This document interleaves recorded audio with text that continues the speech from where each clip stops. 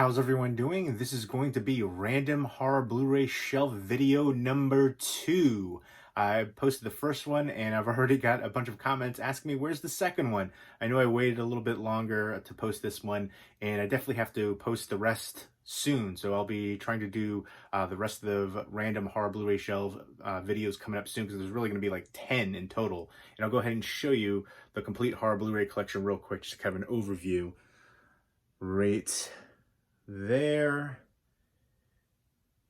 and there's stuff on the floor, and then I have more on this bookcase right here, and then some different collector sets, limited edition Funko Pops. This horror Blu-ray collection is just standard Blu-rays essentially. It doesn't have Arrow Video Blu-rays for the horror, or Criterion horror, or Steelbooks or Digibooks or things like that. Right now I have those separated in different sections. Criterion's right there, Arrow Video over there, although I have some stuff over to the side too. Steelbooks over there, Digibooks over there. So yeah, and then I have a bunch of things that I want to do updates for, so they're not on the shelf quite yet, but they will be soon. So I feel like I need to make room. I've been trying to thin down the collection to just movies I can see myself rewatching again. But now let's get into it. Horror Blu-ray shelf video number 2, and let me know if you've seen any of these movies and what you think of them, and which movie is your favorite from random horror Blu-ray shelf number 2. Let's go ahead and check it out. And here we go to random horror Blu-ray shelf number 2, and starting it off is Killer Klowns from Outer Space, and I was able to get this signed up by the Chiodo brothers. I love the heck out of this movie. So much nostalgia for me. Clowns never scared me, but these clowns did. When I was a little kid and I first watched this, I was creeped out because they are uber creepy, and plus they're from outer space, so that adds to the creep factor. Knock Your Block Off, the Cotton Candy Cocoon. I love it, all of it. It's just so cheesy, ridiculous, over the top. And I recently picked up the Slim Funko Pop, and I've got so many different editions, by the way, DVDs, Blu-rays. I kept that one because it's signed up, but I got the Arrow Video Steelbook for it, and I have the Everything Blue Steelbook, and just so many different editions. But I also have this poster. I figured I'd go ahead and show you that since we're here and it's here. I was able to get that signed up. They did a reunion, some signatures all over. There's a bit of a glare, but I think that looks awesome, and very happy to have that. But let's go ahead and get back to the Blu-rays. Next up is 30 Days of Night, which has become my favorite vampire movie. I was able to get this signed up by Stephen Niles, who was one of the creators of the comic book and one of the writers for the movie. I love horror movies with a snowy setting, and this has that in spades, set in Barrow, Alaska. And this is one of the first movies I've seen with that concept, 30 Days of Night. There's a Swedish film called Frostbitten, which has that too, but this is a much better film. And there's a Tales from the Crypt episode too, where they utilize that. Again, I love the snow, the vampires in here, just their language, how dark they are, very bleak, and how they didn't cop out at the ending. The blood pops on the white snow. Ben Foster as the stranger character. It's awesome. Next up is Livid. This is from the directors of Inside, which is my favorite of the French extreme movies. Livid, I absolutely love the film up until the ending. It kind of goes several different directions, but it's set in Halloween from what I can remember. This is an import. I believe it's a French edition, and it is region free. But I definitely recommend it. The majority of it is spent in this creepy old house. Definitely one that I think deserves more attention and love. Next up is Life Force. This is the Scream Factory release, the first one. I remember this going for like crazy money with the slipcover. I do love that artwork. I know they re-released it with a steelbook, and I think that has a new transfer, which I want to check out, but I hate the artwork for that steelbook. But I love this movie, essentially outer space vampires. The cast is great too. Next up is Jeepers Creepers. I was able to get this signed up by a lot of people involved with the film. And I do have the Scream Factory release for this one too. I'm a big fan of this film. I definitely think that the Creeper is an iconic horror character and deserves a full franchise with better films. The first one is an American classic. modern horror classic. The second one was okay. It adds more to the backstory. The third one is terrible, and it should have just been called The Truck. It adds more to the backstory, but everything else is just terrible and a disappointment. I think somebody else needs to take over the franchise for that one, especially with all the negative issues surrounding. But love the first one. Just so many creepy scenes in there. The cats, just the final scene to it, the creeper itself, just awesome. Next up is Jacob's Ladder. I remember watching this one as a kid. I like the cast a lot in here. Macaulay Culkin too. Very nightmarish and surreal movie. Next up is the original Little Shop of Horrors with Jack Nicholson. This includes the fully restored black and white version and in color. I personally prefer how it was supposed to be in black and white. A lot of times when I see these movies in color, it looks weird to me just because I remember seeing it just in the black and white, and that's how it was initially presented, directed by Roger Corman. And next up is Lords of Salem. This is the Walmart exclusive with the Rob Zombie CD sampler with a lenticular slipcover. I need to take that sticker off there, actually. I loved this film up until like the last 15 minutes of it, and I think it faltered there. This to me was going to be one of the best witch horror movies ever up until that point. I still really enjoy it. A great throwback to 70s horror and 70s witch horror as well. Next up is Sleepaway Camp. And that ending, that's just an unforgettable moment in horror history. And I was able to get this one signed up as well. There's Felissa Rose right there, front and center. So I like the new artwork for that too. And here is the old Sleepaway Camp Survival Kit DVD box set, which I was able to get signed up forever ago. And that has the Red Cross on there, which was recalled. But now back on to the Random Horror Blu-ray shelf number 2. This is a great 80s slasher and an all-time classic slasher, in my opinion. I was able to get a chance to interview Felissa Rose for another movie, too, and she was so nice. One of the nicest celebrities I've had the opportunity to meet. When you have a celebrity that you like, that you've watched her movies and enjoy her acting, and for her to be nice as well and humble and great with fans, it's awesome. Next up is a remote control from Jeff Lieberman. He sold this on his website. This is the 25th anniversary edition, which he signed. Stars Kevin Dillon and Jennifer Tilly. I really would like to see him release more of his films on his site, especially Satan's Little Helper, which apparently had an unauthorized Blu-ray release. And I remember it was going in like Walmart for $5 bins, and then people bought them all up, and they were selling on eBay for like 50, 60 bucks. Crazy. And that was the TV edited version. That's the only version I've ever seen. So I'd love to see the unedited version of Satan's Little Helper, which I think is a really fun, underrated Halloween horror movie. Next up is The Relic, which I think this is out of print as well, with Penelope Ann Miller and Tom Sizemore. Good creature feature. Next up is Crush. I remember when I saw this, I remember thinking it was underrated and much better than I was expecting. Kind of like The Crush with Alicia Silverstone and Swim Fan and things like that, dealing with a girl who is obsessive. And I remember being pretty tense and well done. Next up is 2012 Zombie Apocalypse with Ving Rhames, who's been in a few zombie movies. And for a low-budget zombie movie, I thought this was pretty decent. Also has Taryn Manning. The original We Are What We Are, cannibal movie. And I actually liked the remake for that one too. A different concept for it, but also very well done.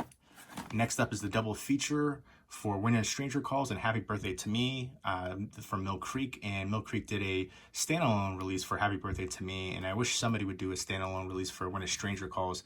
I know there was a box set, I think, over in the UK, I think Second Sight, that released it. They did it for When a Stranger Calls and When a Stranger Calls Back. And I do like the remake from the mid-2000s. I know a lot of people didn't like it, but I thought it was decently enjoyable. And I like the lead actress in there a lot. And the original is obviously a classic.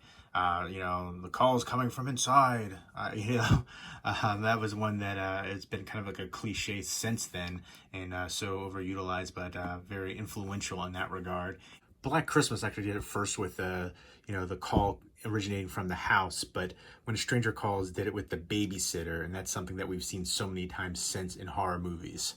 And good actors across the board there too. Charles Durning and then Carol Kane being the leads. Next up is The Children which I believe is a British horror movie. And I remember everybody was raving about this one. And when I saw it, I thought it was okay, but a little overhyped. And I remember thinking it reminded me of Pontypool, except Pontypool was so much better. But I do want to revisit this one. It has a snowy setting. It takes place on Christmas, so it's a Christmas horror as well. And I Know What You Did Last Summer. I remember Sarah Michelle Gellar. She was like my #2 celebrity crush.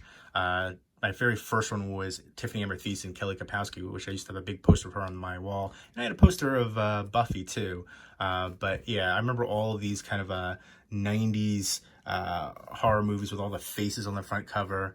90s wasn't my favorite era for horror. Some were kind of a little too cheesy and glossed over, but still enjoyable and some nostalgia for me. And I do like that one. Next up is Idle Hands, which when I was younger, everybody told me I looked like Devon Sawa. I was told I looked like a lot of celebrities growing up, but that was the only one that I saw a similarity between. So I always try to watch his movies. I remember I dyed my hair blonde, and I remember the same time he did the Stan music video for Eminem, and my friend called me up, was like, "You're on TV," except, you know. So I thought that was funny that that happened right at the same time. But this is a really fun one too. Good Halloween horror movie, and I like the cast a lot in here. Seth Green, Devon Sawa, and Vivica Fox, and Jessica Alba, who is so absolutely stunning. Offspring, just a really entertaining one. Next up is Let the Right One In. To me, just a transcendent horror movie. Let Me In, the remake, was a good film, but unnecessary. This is such an amazing vampire movie. Swedish horror movie, very atmospheric, and I love the ending to it. Next up is Dead Sushi, which is a really cheesy but entertaining Japanese horror comedy movie where this sushi comes and starts attacking people. If you get bitten by it, you get infected, and it's just ridiculous and over the top. One of my favorite scenes in here is when the one woman starts doing the robot, and then at the very end, what the certain thing turns into. There's so many just ridiculous moments in here, but I just find it to be a really fun time. Again, you have to be a fan of super cheesy horror to appreciate that one. Oh, and you know what? I remember too the special features. You have the director in here, and they were doing like an extreme sushi eating contest. I think they were eating like ghost peppers. It was a few people in the audience. It was just like kind of crazy that the director was willing to do that too. Next up is Death Valley, and with Peter Billingsley, and this has Stephen McHattie as well from Pontypool. He's been in a ton of stuff, but he plays a really good role in here. And I remember watching this one as a kid and just loving it. So really happy that this one got the Blu-ray release. Catherine Hicks, and a few other recognizable people in here. Edward Herrmann too. A good road trip horror movie.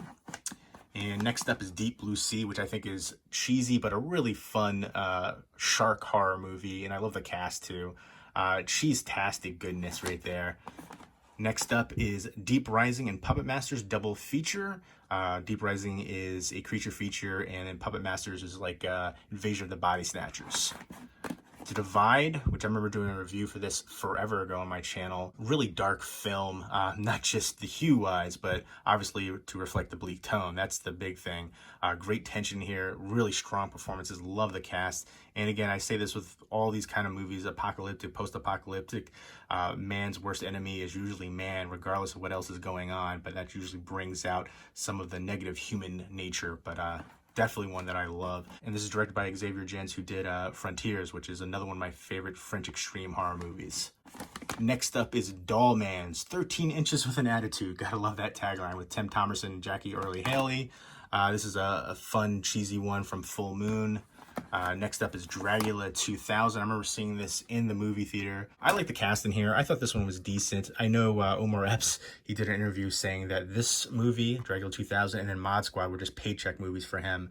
Jennifer Esposito is just absolutely stunning. And this is directed by Patrick Lussier.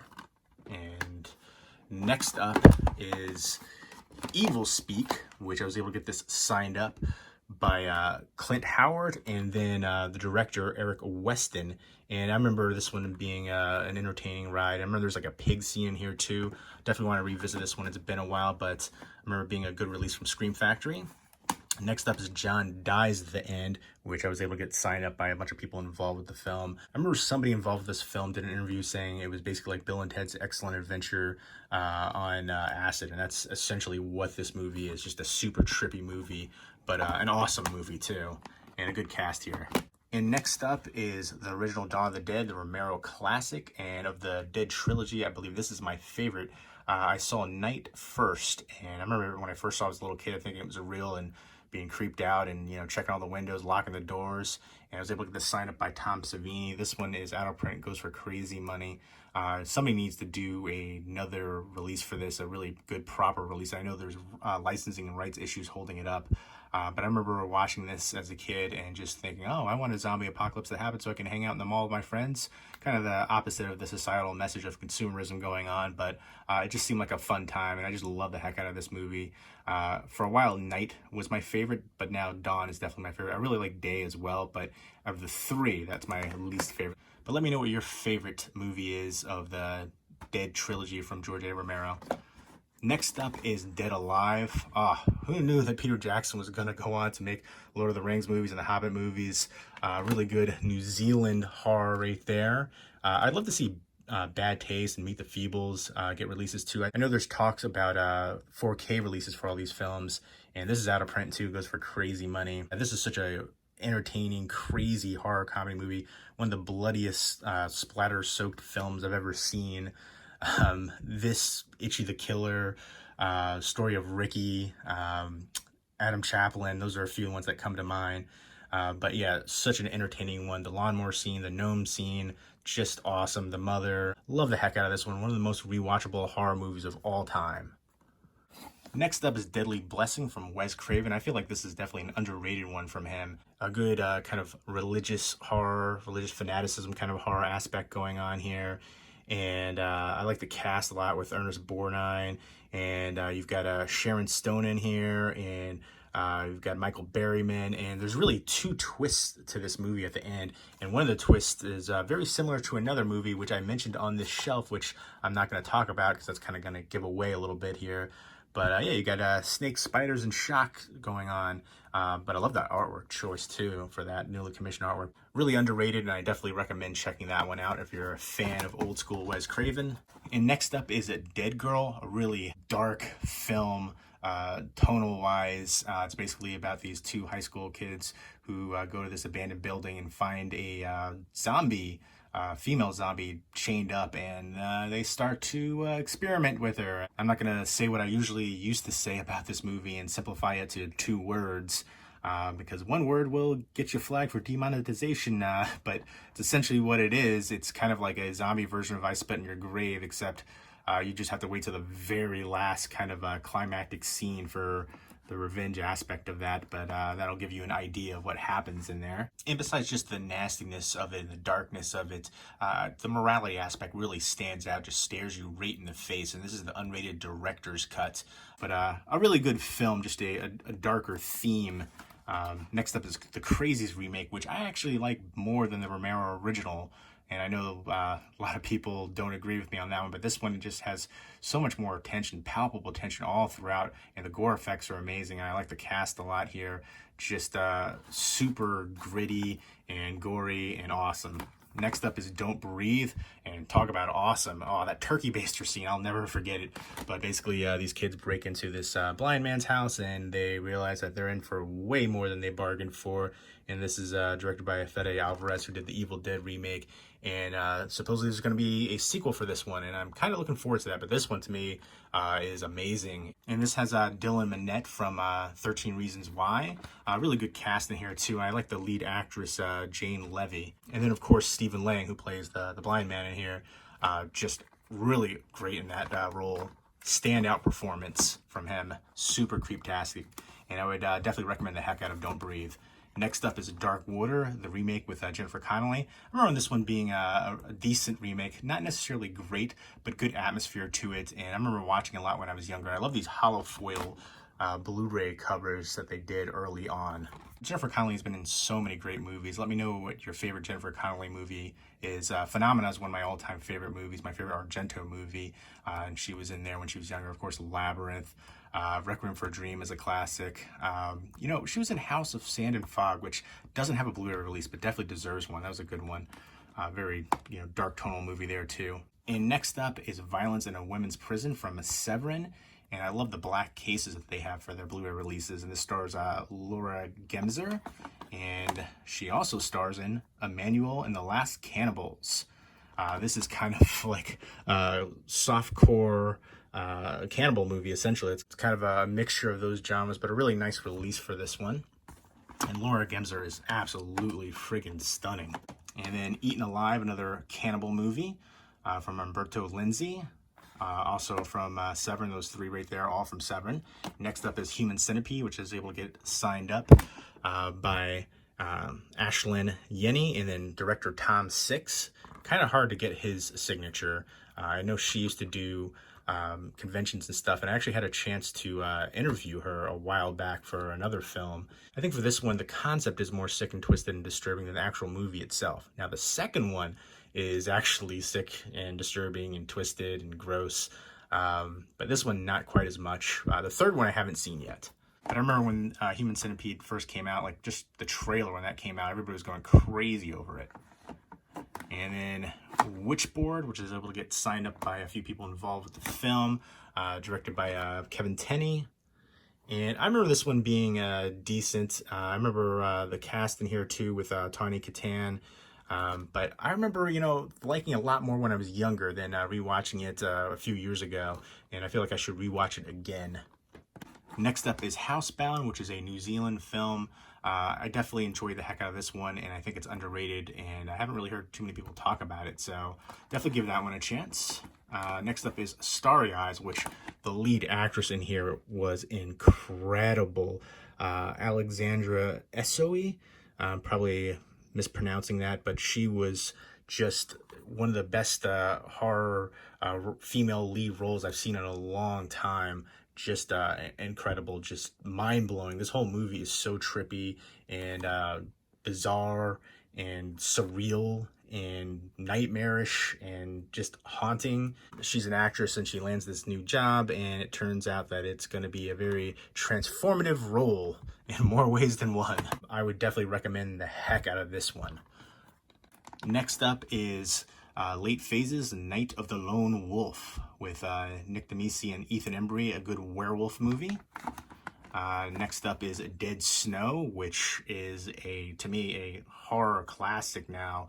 A great zombie film. It's Nazi killer zombies. How can you go wrong with that? Great gore effects in here. Really good Norwegian horror film. I love the elements of comedy in here. Comedy, the gore, just such a fun ride. Next up is Dreamcatcher. This one gets a lot of hate for it, but I really enjoyed the heck out of it. Another Stephen King adapted movie. Let me know what you think is the most underrated Stephen King adapted movie. Two that come to mind are Night Flyer and then Storm of the Century. Both I think are really underrated and need a Blu-ray release too. I like the cast in here. And next up is Mr. Brooks, another one that I feel is underrated, and Kevin Costner was awesome in this kind of darker role. I love the ending to it too. And Dane Cook, I actually prefer him as an actor over a comedian, but I definitely like what happened to his character in this one. I also have Demi Moore and then William Hurt. And next up is Magic with Anthony Hopkins and Burgess Meredith and Anne Margaret. Any kind of doll like that, a ventriloquist doll, it just creeped me out. I remember watching that when I was younger. Next up is a Zombie A-Hole, which is a low-budget zombie movie with some good entertaining moments. This is the director's cut, and I was able to get this signed up by the director, Dustin Wade Mills. Next up is the Mother's Day remake, which I was able to get this signed up by a few people involved with the film, including the director Darren Lynn Bozeman and then Brianna Evigan. I thought Rebecca De Mornay was really good. A very different take than the original one, the trauma one with the old woman and the two redneck brothers and in the house in the middle of the woods. This one is more palpable, I would say. Definitely good tension. Some good gore in there too. Next up is the original My Bloody Valentine Special Edition. I believe this is going to get the collector's edition treatment from Scream Factory coming out. This is one of the all-time greatest slasher movies. Harry Warden, The Miner, deserved a whole franchise. Very disappointing that we didn't get more My Bloody Valentine movies. And one of the best Canadian horror movies, Canadian slasher movies out there too. Let me know what your favorite Canadian horror movie is. There's a bunch out there, especially with Cronenberg. But the remake I thought was a lot of fun too. But I always wanted there to be more in this franchise, and hopefully maybe that could still be a thing that could, make some more. Come on, somebody, listen. Oh, and speaking of which, there is the remake which I was able to get signed up by Tom Atkins. Very unique signature. And this one was a lot of fun. The more that I watch it, the more that I really enjoy it. So it gets better with repeat viewings. Next up is Piranha 3 Double D, which I actually like more than Piranha 3D. I seem to be in the minority in that one. But again, this is just ridiculous, over-the-top action. The cast right here. Gary Busey, Christopher Lloyd, David Hasselhoff makes this movie for me. Don't hassle the Hoff. A few other recognizable people too. But just cheesy, ridiculous fun. Next up is, talking about cheesy, Ed Wood classic, Plan 9 from Outer Space. This is the black and white and colorized version. It has both in here. And next up is a really nice release for this film, A Girl Walks Home Alone at Night, from Kino. I don't remember really loving this film. It was a bit too dramatically paced. Washed out hue, which again reflects the bleak tone. It's basically about this girl who is a vampire. And this is directed by Anna Lily Amirpour, who is Iranian. But I believe this was shot in the US, so Iranian director, but shot here in the US. But I know a lot of people love it and always rave about it. I'm going to rewatch it because I just remember thinking it was just too dramatically paced, and I don't know, it just didn't really fully hold my attention. So I want to give that one another chance. And this is black and white as well. I remember just the whole city that they were showing was kind of just in rubble. They call it an Iranian ghost town. I'm going to give that one another chance, but the first impression wasn't great for me. Next up is As Above, So Below. This one is so atmospheric, so dark, so claustrophobic, just awesome and creepy. They show the catacombs underneath the streets of Paris, and just, I love the ending to this one, and I think it's amazing and one that more people need to check out. Next up is Europa Report, which I remember being more sci-fi drama than anything, but it did have some horror elements going on. I think especially towards the end of it. I want to rewatch it. It's been a while. And then last but not least is Open Grave, another one which I feel is underrated, and one of those ones that as the movie goes along, the story kind of unravels more and more, and you kind of find out what happens. It's a mystery. It's basically about this guy, Sharlto Copley, who wakes up in this ditch, and there's a bunch of dead bodies, and he's trying to get his way out of the ditch, and he can't remember how he got there. And little by little, he's starting to remember certain things, and by the end, you find out what happens. Very tense film. Another one where it has a washed out hue, which again reflects the bleak tone, atmospheric, and good storytelling overall. So there you go. There is Random Horror Blu-ray Shelf number 2. Let me know if you've seen any of these movies and what you think of them, and let me know which movie was your favorite from Random Horror Blu-ray Shelf number 2. Leave me those comments down below, and I hope everybody's doing well. Stay tuned for the rest of the Random Horror Blu-ray Shelf videos coming up, and take care and keep it spooky.